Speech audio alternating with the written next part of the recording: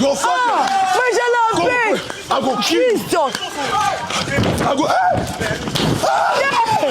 Oh, father, no. Jesus.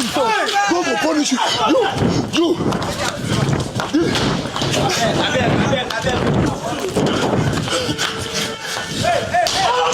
Jesus. Where be this? Peller.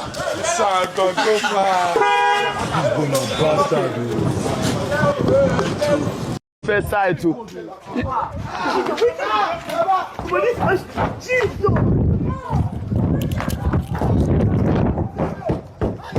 Oh, this shorty there. You got money now.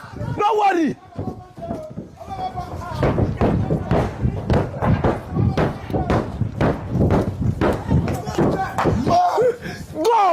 Go! On the coup there.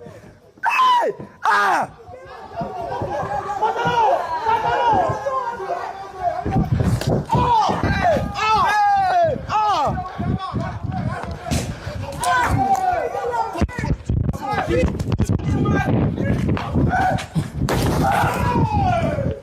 Oh, ni shorty there.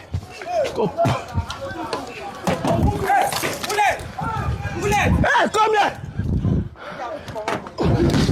You wise, you go park your car for Alpha. He get GLE. Alpha. That time if you get GLE, he park car for house. He get GLE like my GLE.